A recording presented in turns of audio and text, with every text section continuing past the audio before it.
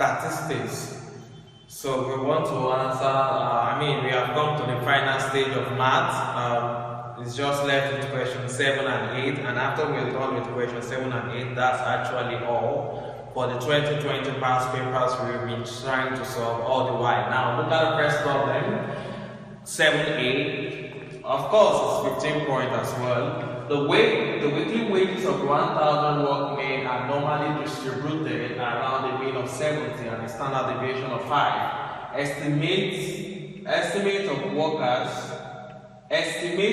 the number of workers whose weekly wages will be this. Now, the question is actually estimate the number of workers whose weekly wages will be between 69 naira and 72, more than 75, and less than 63 naira. So now, this is what we are going to do. Of course, we are told that it is normally distributed, so we are going to be using what we call the normal distribution. Now, we have 7A. We are told that the mean is 70, obviously, given from the problem, while the standard deviation is 5. The mean is 70 and the standard deviation is 5. Now, the question says estimate the number of workers, like how many workers are receiving wages that is between 69 and 72. That's what we want to find out of this 1,000 workmen. So, but before we are able to do, we can do that, we need to find the probability. So when we get a probability, we multiply by the total number, then we'll get the number of workers that earn between 69 naira and 72 naira. That's what we are going to do. That's the idea. Now, the best thing to do here, again, this is normal distribution, but you convert to standard number. How do you convert to standard number? The Z formula to convert to standard number is equal to S bar minus mean, the mean given, divided by standard deviation. That's what we just used to convert to standard number. And you are given a statistical table at the end of your paper, like you will see the stat table there. That is when you will need to get the value of all these things we are going to be computing. Don't worry, just stay tuned, especially if you don't know how to solve this type of problem. Now, the first question says, between 69 and 72 naira. So we want to actually calculate the probability between 69, the total number of workers, and 72. But we have to convert to standard number. Standard number means that the mean is 0 and the standard deviation is 1. That's what we call standard number. When the mean of a normal distribution is 0 and the variance is 1, and the standard deviation is 1, it is called standard number. Do you understand? So now this is 69, for example. This for 69, what do I write? Okay, let me write this way. Probability of 69 less or equal to x less or equal to 72. That will actually be equal to probability. I'll convert to z like standard number. I will use this formula. This s bar is 69 minus mean. The mean given is 70 divided by what standard deviation, that is 5. Less or equal to z. You see, I've converted to z. It's called z-score. Z-score. The z-score simply means that we just want to calculate, or we want to put the probability in terms of standard number distribution. And you are given standard number table at the back of your paper, or you might be told to bring in statistical table. In solving this question, if you don't want to solve manually, or if you don't want to waste time, you need to use the statistical table before you get your answer. Statistical table is of utmost importance. So now, less than or equal to, now this 72 as well, is that the S bar 72 minus the mean is 70 divided by 5, the standard deviation. So this is basically equal to probability. 69 minus 70 is minus 1. Minus 1 divided by 5 will give me minus 0.2. Actually, less or equal to z, less or equal to, now 72 minus 70 is 2. 2 divided by 5, you write the decimal is 0.4. So I'll go to the back of the statistics table to find all these values. Well, whenever you have something like this is exactly equal to probability of 0.4 minus probability of minus 0.2. That is what you will have.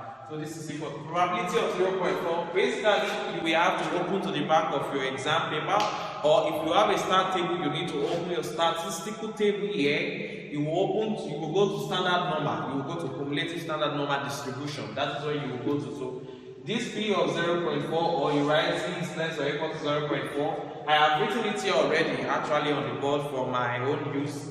But later, maybe in another video, I will show you how to read the statistical table for any kind of distribution, whether binomial, Poisson, normal, which other one is there, chi-square and the likes. Do you understand? Now, P of 0.4 is 0.6554. You have to check this from the table. This is from the table. You are not going to be given as part of the question. You have to bring it out yourself. P of 0.4 is 0.6554 minus 0.2. P of minus 0.2, you have to also check the table to get that. Just go to standard normal, 0.2 under 0. You will see 0.4207. 0.4207. So I'm going to subtract this. And when I subtract this, I'm going to get the answer is 0.2347. 0.2347. Now, we are told to estimate the number of workers, so that end between 69 and 72. So number of workers will just be NP. What does N mean? The total number of people, 1,000. 1,000 multiplied by the probability. The probability is 0.2347. So you will get 234.7. So if you approximate this one will be equal to 235 workmen. That is what we are going to have. You have 235 workmen. What does this mean? This means that approximately 235 men earn between 69 naira and 72 naira. So let's come to the second example. The second one says that we should find probability of more than 75, like estimate the total number of workmen that earn more than 75 naira. So this is more than 75. But whenever you are dealing with something like this, you can't check greater than or equal to on stat table. You can't check greater than. Please take note. You can't check for greater than or equal to in statistics table. So, but you can do it this way. This will be exactly equal to the probability of 1 minus x less or equal to 75. That's what you need to do here in this case. Now, convert to standard number. That is the next thing to do. This is 1 minus 1. Please don't forget this is the formula to use. X bar minus mean divide standard deviation. So we have z is less or equal to, what is x bar? That is 75. Minus this means 70 divided by 5. 75 minus 70 is 5. 5 divided by 5 is 1. So I have probability of z less or equal to 1. So see, when you have cumulative, it means less or equal to, and that's what will kind of help you while checking for, especially when you are dealing with standard normal distribution on stats table. So less or equal to 1, you just need the probability of 1, that is 0.8413. So this is equal to 1 minus 0.8413. That is what you have. 1 minus 0.8413, the answer will be equal to 1 minus 0.8413. The answer will be 0.1587. 0.1587. So the number of workers that end in this range, just multiply by 1,000.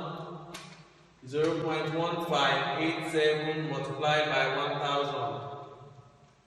The answer will be 158.7, which is approximately equal to 159 workmen. Actually. So that is for that second problem. Now the third one, they say less. Probability of x less or equal to 63. Probability of x less or equal to 63. Of course, since I have less or equal to, I'm good to go. I just need to convert to standard normal. So I have probability of z less or equal to 63 minus 70 divided by 5. Since 3 minus 70 will give you minus 7. Minus 7 divided 5 will give me minus 1.4. Probability of z less or equal to minus 1.4. So you need to check again. I have written it. It's 0.0808. So this is 0.0808. So I multiply this by 1,000 number of workers that earn less than 0.0808 multiplied by 1,000, 1, 2, 3, that is 80.8, which is approximately equal to 81 workmen. And that's all for the first problem actually. That is all for the first problem. That's all for the first problem. So now the second question says the sugar content in 5 cups of pig milk was measured as the result in, and the result is, the unit of the result is mg per cup, milligram per cup. So, and it's used 14.5, 14.2, 14.4, 14.3, and 14.6. Now, note that alpha is equal to 0.05 test. The hypothesis, the null hypothesis, that the mean is equal to 14 against the alternative hypothesis. Actually, this second problem is dealing with hypothesis testing, and most of the time you can't escape it. Whenever you are dealing with statistics in your theory question, you will always meet an hypothesis test question. And this is actually very good and very straightforward. Look at how you are going to do this example, this particular one. You first write the hypothesis, the null hypothesis H naught, the mean is equal to 14. Then you will write the alternative hypothesis exactly below the null hypothesis. Don't write it beside. No, it's not correct. Whenever you are performing an hypothesis test, you write it this way, the alternative hypothesis, this is not equal to 14. So, because you have not equals to, it is called a two-tailed test. In reality, whenever we are dealing with hypothesis testing, we have one-tailed test and we have two-tailed test. If the alternative hypothesis is mean is less than 14, this is one-tailed test because that's just to the left, less than. When you have greater than 14, that's just to the right, greater than. These two are called one tail, but when you have not equal to, it is called a two-tailed test. So I'm going to be using a two-tailed test here. So I'm going to do something now. After writing this, I am giving alpha to be what? 0.05, and I need to find mean, S bar. So, since I am not giving mean, I am giving the 5, 1, 2, 3, 4, 5. I will do 14.5 plus 14.2 plus 14.4 plus 14.3 plus 14.6. 1, 2, 3, 4, 5. 14.6. So, everything divided by 5. Because I'm going to be needing it. You, after writing the null and the alternative hypothesis, you write out your parameters. I'm having alpha, level of significance, alpha equals 0.05. Then I need to get the mean. This how to calculate the mean. S bar will be equal to, and I have 14.5. 14.5 plus 14.2 plus 14.4. Plus 14.3 plus 14.6. Everything divided by 5, I have 14.4. So the mean is 14.4 actually. And what is the next thing to do now? I will find the critical value. What is critical value? That is, you do Z alpha over 2. You will have to check this in your on your calculate on your start table actually. So I will need to find a critical value. I need to you check this from your four-figure table actually. But I need to mention something here. Please pay attention. The value of n determines what you are going to be using. If n is, now let me show you something.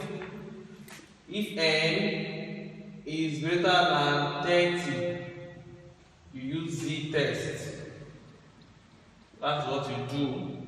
If n is less than 30, less or equal to 30, you actually use t-test. You use t-test for the test now. Please take note of that. If n is greater than 30, you use t-test.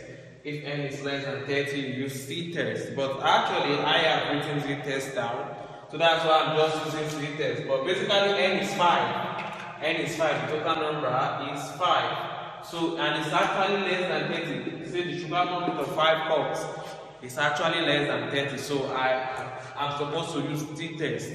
So, but I don't have the table here now. I do not write it out. So, but I'm just going to illustrate how it goes.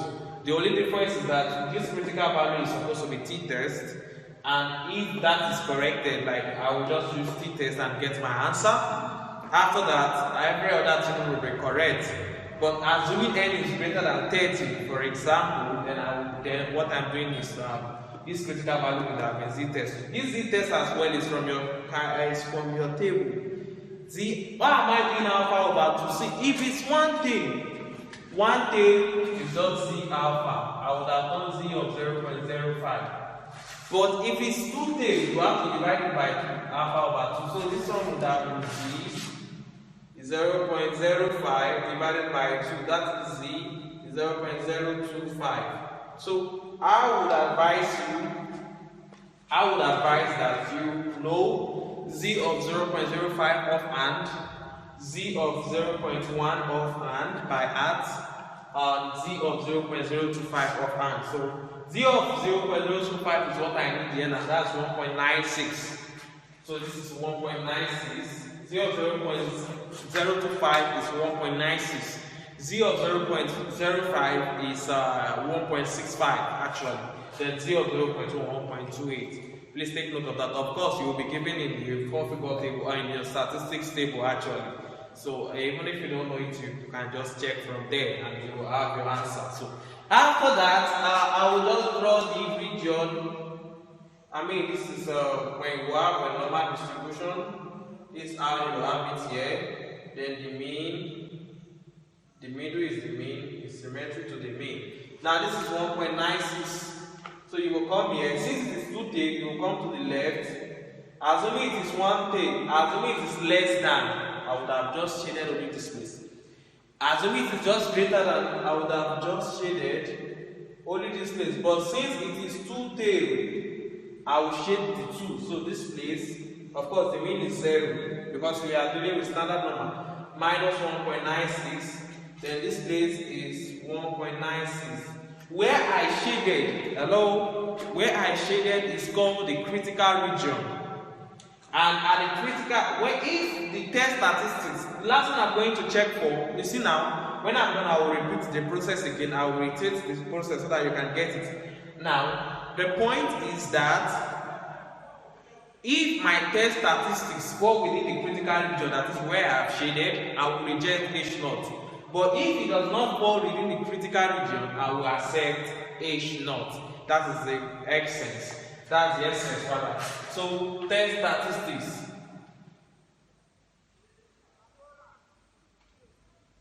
And what is test statistics is very similar to the standard normal formula, but it's not the same thing with it. S bar minus mean all over standard deviation divided by square root of n. That is what you do here. So, what is S bar? That is what I calculated, 14.4 minus the mean here, 14.0, divided by standard deviation. Standard deviation is not given. I'm supposed to find it myself actually. I don't know that I'm not given standard deviation, so I'm supposed to find standard deviation. So very quickly, I will just pause this video now and quickly get the standard deviation done, and then we continue. I think I will just do the standard deviation right away. To do the standard deviation, I'll first do x minus x bar for each of them. The standard deviation is equal to square root of, all of them, x minus x bar all squared. That means I have 14.5 minus 14.4. That is each of these values, each of them, subtracted from the mean minus the mean all square. So 14.5 minus 14.4 all square plus 14.2 minus 14.4, 14.2 minus 14.4 all square, plus the third one, 14.4 minus 14.4, that's 0 actually, 0 square, plus 14.3 minus 14.4, 14.3 minus 14.4 all square, then plus the last one, 14.6 minus 14.4, 14.6 minus 14.4 all square, all over the total number 5, the frequency 5. So I will just get the standard deviation using this formula right away, and I will get the standard deviation. So this would become I have 14.5 minus 14.4. The answer is 0. So I have 0.1 square plus 0.2 square plus 0.1 square plus 0.2 square. So the answer actually, after everything, the answer is, the numerator is 0.1. You just need to use your calculator.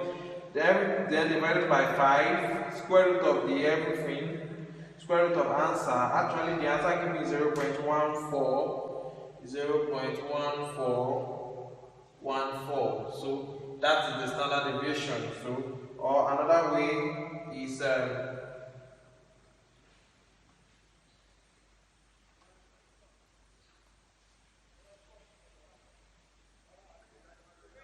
so or root 2 over 10. That's what you will get actually. Or root 2 over 10. So that is what it is here. But I think I will not write 0.141, or let me write root 2 over 10. Root 2 over 10 multiplied by 1 over square root of n. That's root 5. Okay, I think this will not just be the best way to write it. This one will be more. This one will give me more tiring work, actually.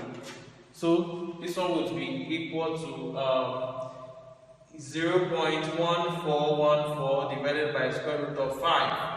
So you will need your calculator to do 0.1414 divided by 5. Then you calculate everything. 14.4 minus 14 divided by 0.1414 multiplied by 1 over root 5. So the total answer I receive or I get here is 3.3255. So I have 6.3255 here. I have 6.3255 here. So where does it fall? You know, this is 0 to 1.9, 6.3255 falls somewhere here. 6.3255 falls somewhere here. So it falls within the critical region actually. It falls within the critical region. So it falls within the critical region as I've said. I will not say since the third statistics falls within the critical region.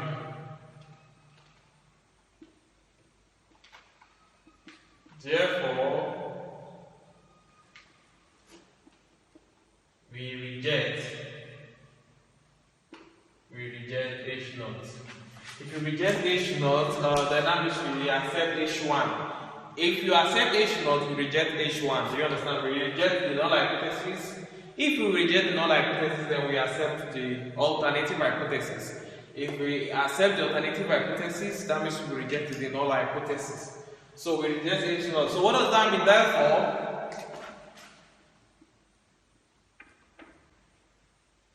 Therefore, the mean is different from 14.0. That's it. So note the null hypothesis says that the mean is equal to 14.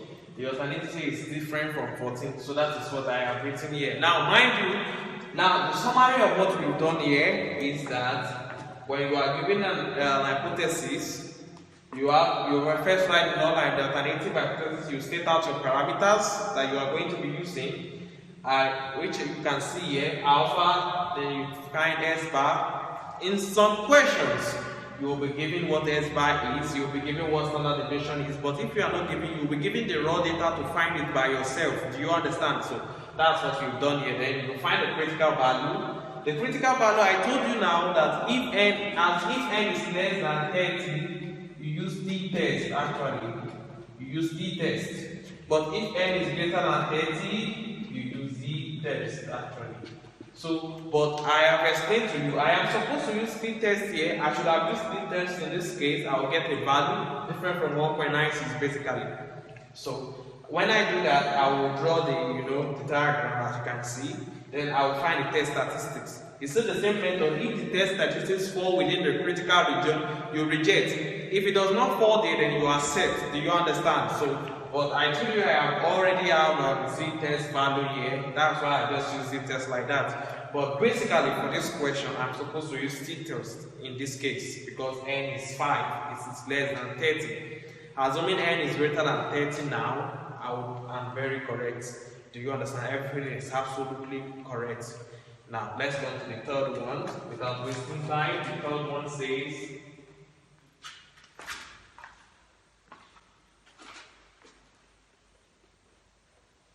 before I come to the third one, state your null and alternative hypothesis, state your parameter, get the test statistics, the critical value, calculate the test statistics S bar minus 3 divided by standard deviation or divided by square root of n. Or you say S bar minus 3 divided by standard error. What is standard error? Standard deviation divided by square root of n. So after that, then you make your conclusion. So the test statistics fall within the critical region will reject H0. Therefore, the mean is different from 14.0. That's all. Now, let's go to the third one. The score of students in economics test have an average of 8. You see, you are given a mean there, a mean of 8. Okay? And the standard deviation of 0.6. Then find the z-score, you see? And to find the scores, plenty. For the students whose scores are 7.5, 8.5, 6.8, and 9.0. So I need to find the z-score of every of them actually. So to find the z-score of all these ones, for the first one, for 7.5, let me write for x equals 7.5. What will be the z-score? The z-score is what I have given to you before, S bar minus mean divided by standard deviation. What is S bar? This is like 7.5 minus 8 divide 0.6. That is what I'm going to calculate. 7.5, that's just the z-score. If you are not told to find probability, don't find probability. It doesn't say z-score. This is just the z-score. The value you get here is just the z-score. If you are told now find probability, then you will now be checking your statistical table. Now 7.5 minus 8 divided 0.6. So the answer is minus 5 over 6. Or if I want to write in decimal, minus 5 over 6, that's minus 0.83. Minus 0.8333. That is for the first one. Now for the second one, for S bar equal to 8.5, z-score will be 8.5 minus 8 divided 0.6. 8.5 minus 8 will actually give me 0.5 divide 0.6, and that will give me 5 over 6, which is 0.8333 as well.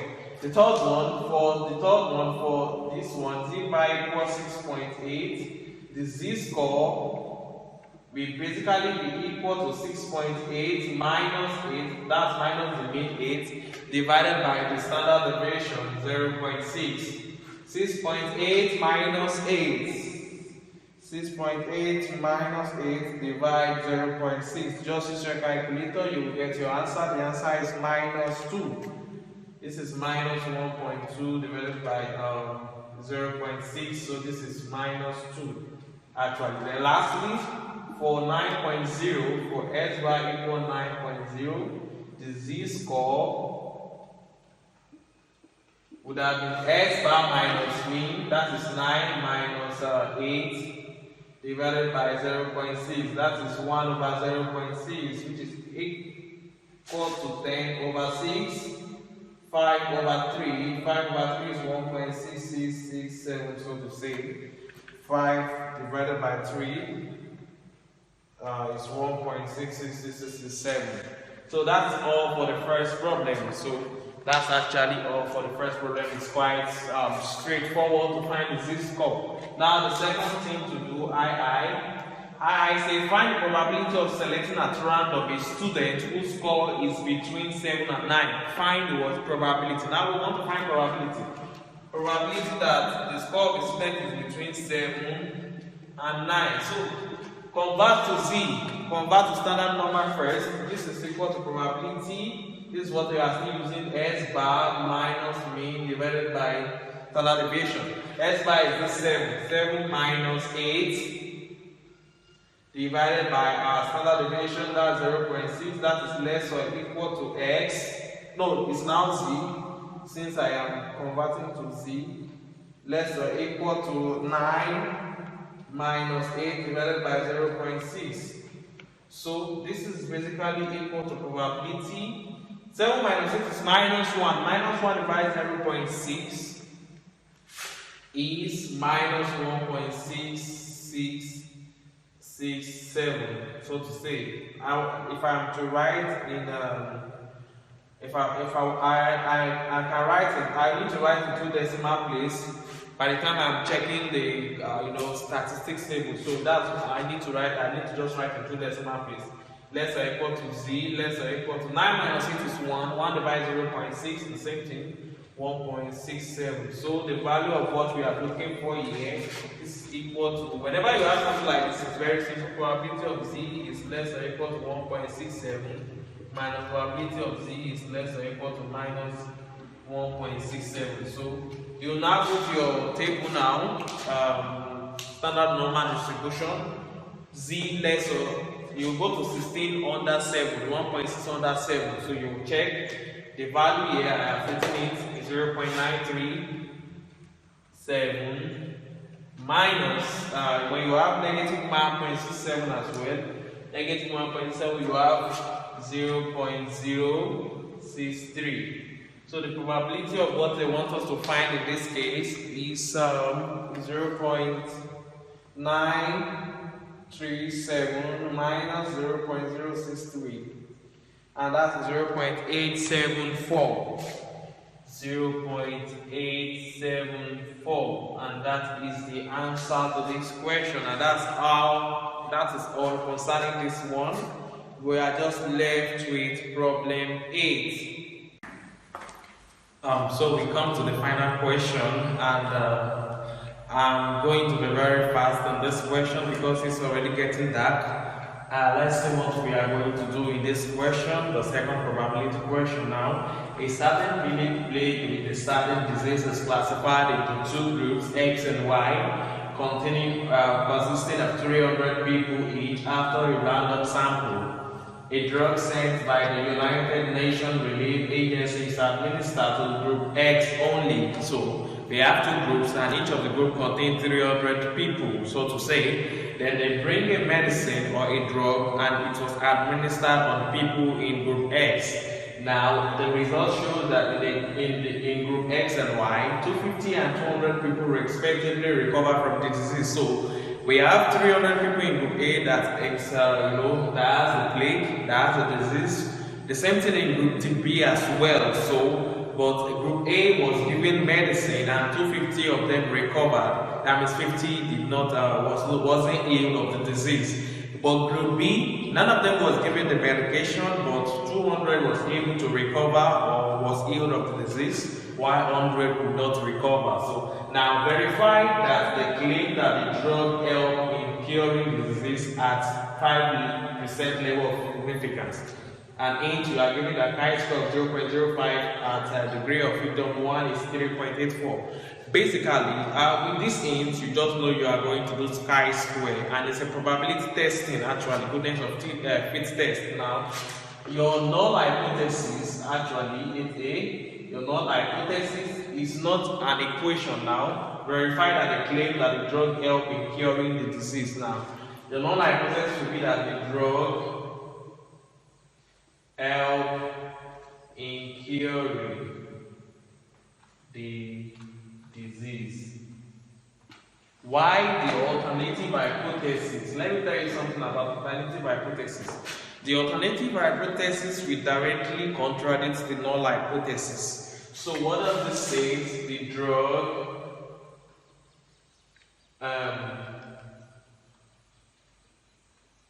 couldn't help curing the disease.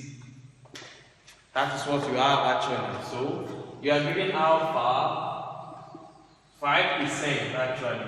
Alpha is 5%, 5% level of significance. So that is 0.05. That is what you are giving. That's the alpha you are giving basically. Now, I need to draw the table for you to see. Of course, let's say I have X here, I have Y here.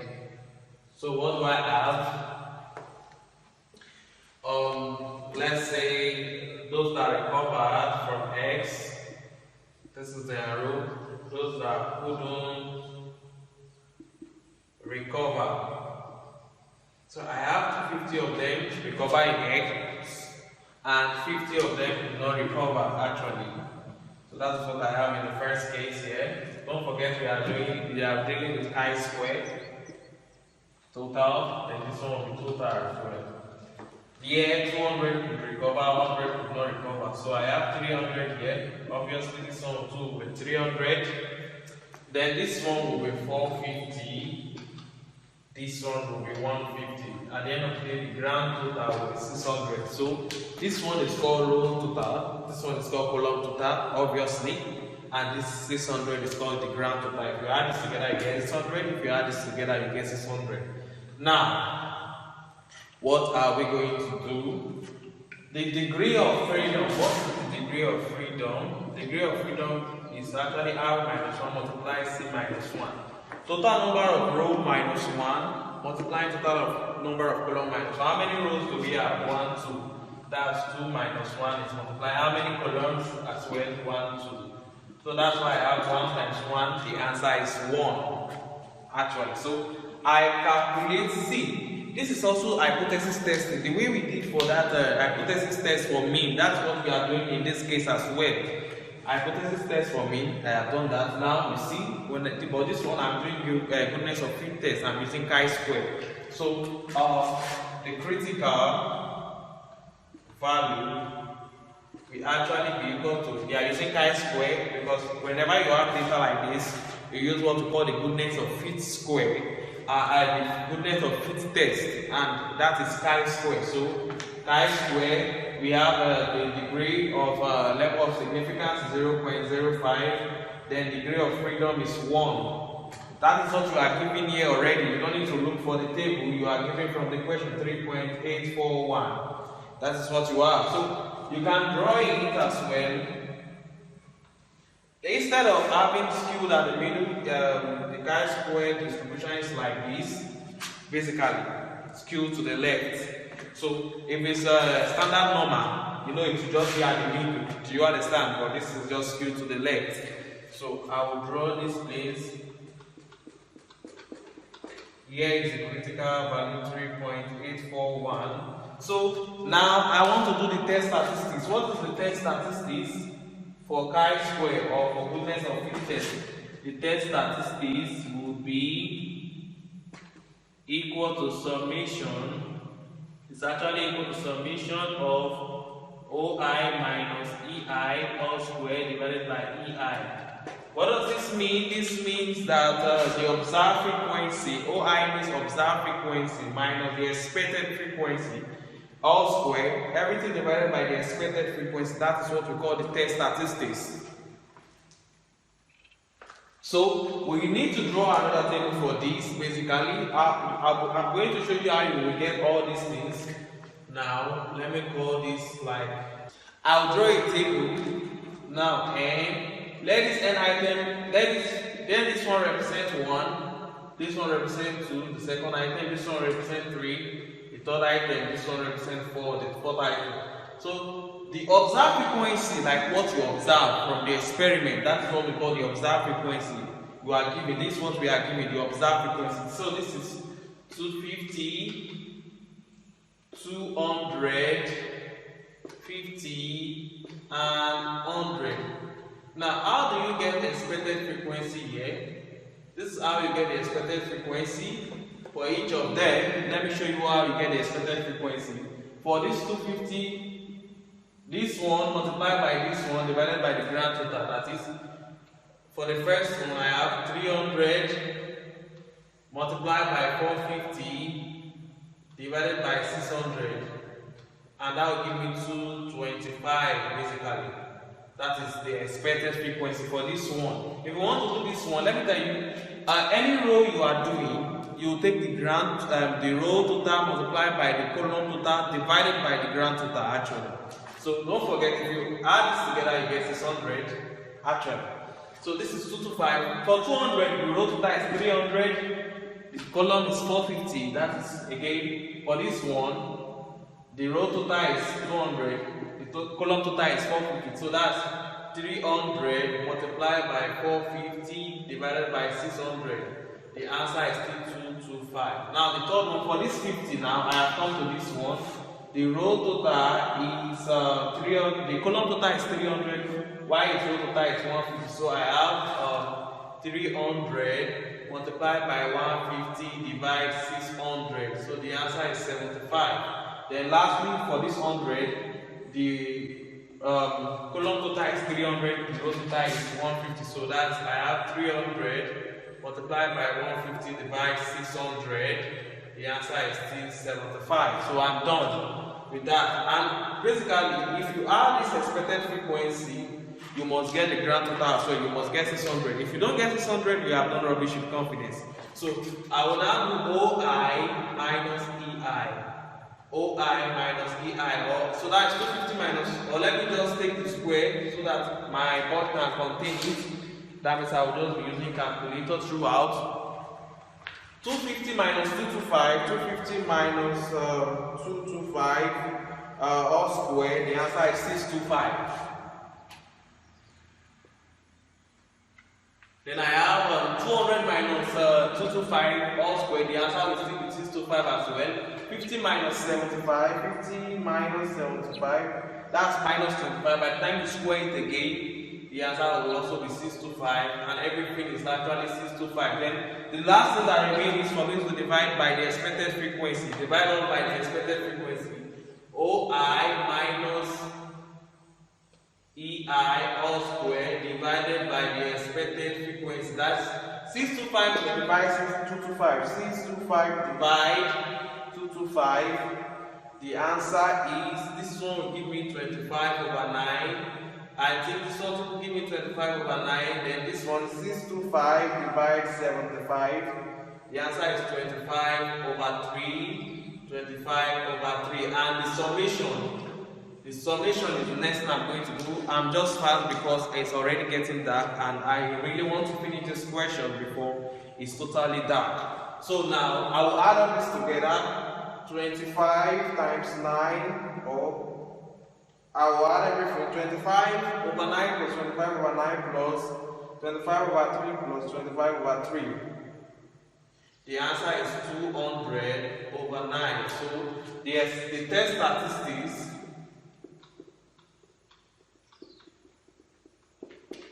That is 200 over 9. What is 200 divided by 9?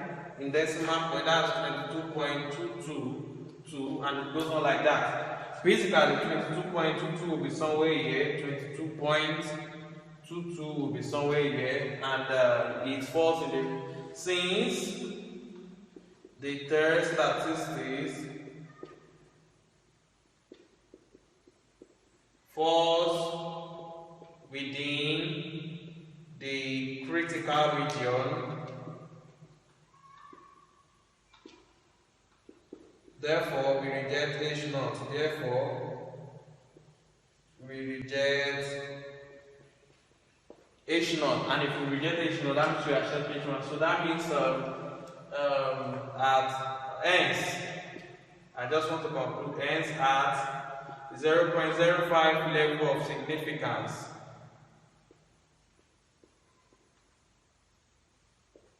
The drug couldn't help curing the disease. The drug couldn't help curing the disease. That should be the conclusion to that statement. So for the second problem, it says that suppose x is a random variable which represents the number of eggs recorded in the first dose of 4 coin. You know, when you toss a 4 coin once, it's as though you are tossing 1 coin 4 times. So it's still the same thing, and they want x to be the random variable for the number of eggs that appear. They say find probability mass function, then you should evaluate these two. The first thing you actually need to take note of is for you to be able to write the x, the random variable, the probability mass function. But before that, let me just quickly show you the T diagram of a coin tossed 4 times, or when you have 4 coins tossed once. So I'm just showing you this. This is for the B part. Imagine this is for the first toss, head, tail. This is for the second one, head, tail. That is how you draw out the tree diagram. This is how you draw the tree diagram. This is for the third, head, tail, head, tail. This is what you have. Then the last one, the first one, head, tail, head, tail, head, tail, head, tail. So this is how you get the sample space. This is how you get the sample space. So you have head, you have H, head, tail, you have this like that, and so on. That's how you do for everything. So you get the tail, you have T. Now, since x is a random variable, we will represent the number of eggs. Since it's representing the number of eggs recorded, so there can be no eggs, there can be 1, there can be 2, there can be 3, there can be 4. If there are no eggs, this is what you have, 1/16, just one of them. Everything is 16, so I just have 1, tail. That means no egg is appearing at all, 1/16. When there is just 1 egg, you count how many times you just see H once. For example, this one, head, tail. You count this one 1. You count this one 2, 3, 4. That's why I have written 4/16. When you have 2 eggs, you count as well. You get 6 divided by 16, then 3, 4/16, then 4, 1/16. I'm not trying to give you an hint like backdoor. Since you have head and tail, if you do binomial substitution, like binomial expansion by a particular triangle, the degree for 4, when you have raised to power 4 by binomial expansion, you have 1, 4, 6, 4, 1, which is exactly what you have here. 1, 4, 6, 4, 1. That's just by the way, just to confirm.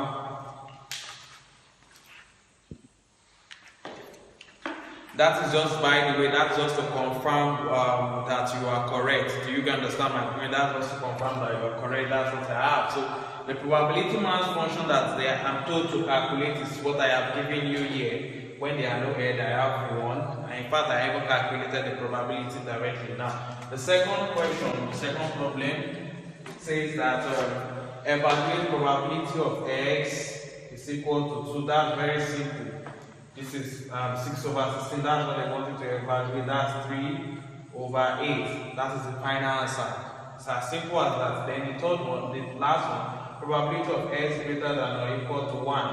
That's 1 minus probability of x less or equal to 1. You see the way I've written the theorem here? When you have greater than or equal to, there are 2 ways to solve it actually.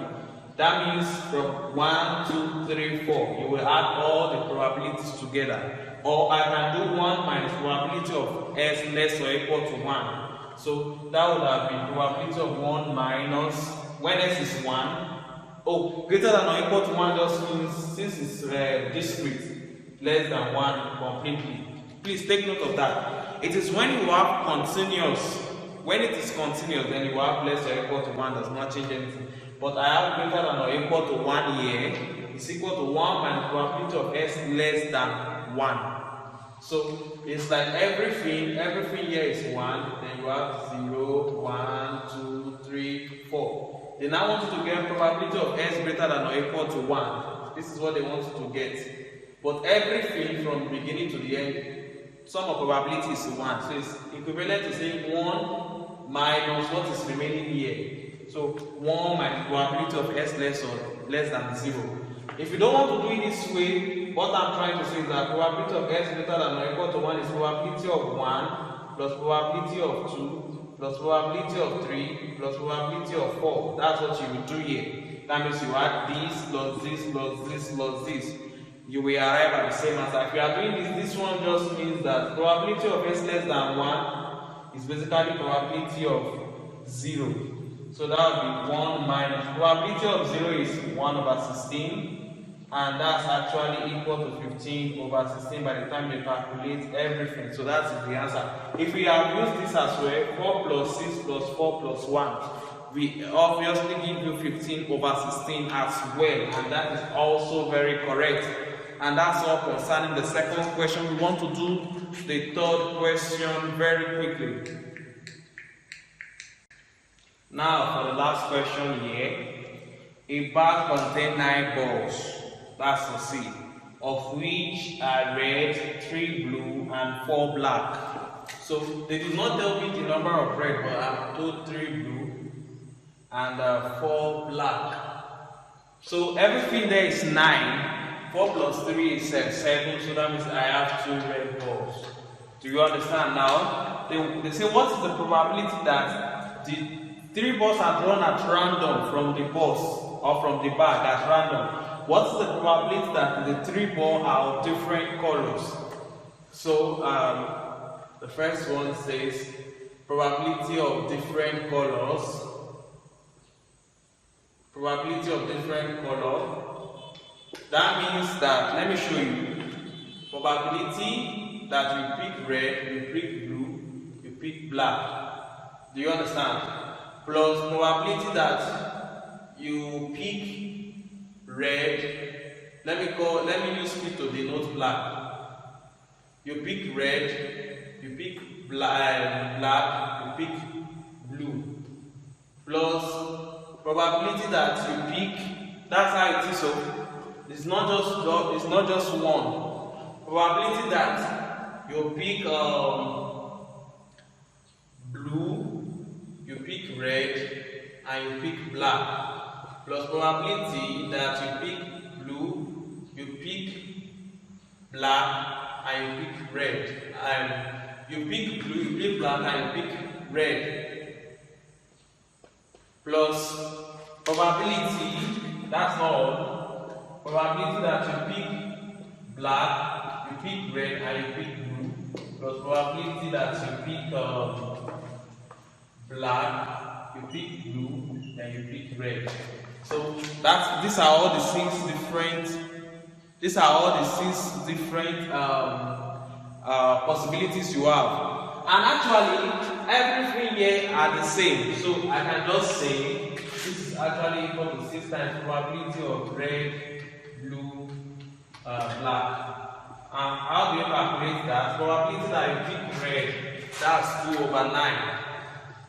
Multiplied by probability that you pick blue, 3 over 8. Don't forget, they did not say that they replace it, so it's without replacement. If you are told that it is replaced, then it should still be 3 over 9. If you pick a ball, it remains 8 balls. Do you understand? The probability of picking black, 4 over 7. So it's actually without replacement. So you will do this, we'll compute this and we'll get the answer. Basically, my point is, if you do probability of red, black, and blue, it will still be 2 over 9 times 3 over 9 times 4 over 9. It will be the same thing in 6 places. That's why I decided to write 6 multiplied by this. Do you understand? Another way, instead of going through all these threads, is to get the permutation. Like you have red, you have blue, you have black. The different permutation is 1, 2, 3, 3 factorial, 3 factorial is 6. That would have been good to just solve this. It's still the same thing. Now let's finish this. 2 here 1, 2 here 4, 4 cancel 4 actually. That's all. 3 here 1, 3 here 3, 3 here 1, 3 here 2. So the answer is 2 over 7. Probability of picking different color is 2 over 7. Now the second problem, which is the last one, probability that the 3 balls are same color. Probability of same color. You see that probability of red, red, red, plus probability of blue, blue, blue, plus probability of black, black, black. So probability of red, red, red, that means you have 2 over 9 multiplied by 1 over 8 multiplied by 0 over 7. That's obvious, right? In fact, I don't even need to put this there because red does not have 3 balls and they are picking 3 balls. It's not possible to have red throughout. That is what this means. So the probability is 0. By the time you multiply all this, you get 0. Plus probability of blue, I have 3 over 9 times 2 over 8 times 1 over 7. That's what you have there. Plus then probability of black, you have 4 over 9 times 3 over 8 times 2 over 7. So of course this is 0. I don't need to write 3 times 2 6. 6 divided by 9 times 8 times 7. 9 times 8 times 7. 9 times 8 times 7 will give me 504 plus 4 times 3 times 2. 4 times 3 is 12. 12 times 2 is 24. 24 over 504. At the end of the day, this will give me 30 divided by 504. 30 divided by 504.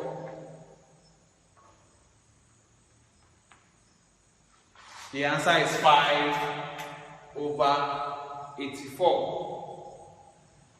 The answer is 5 over 84. And that's all concerning all this problem. Thank you very much for staying around. I pray that this will be very useful and you will pass the exam excellently well in the name of Jesus. So please kindly subscribe to my YouTube channel, share to your friends that need this and every other person that needs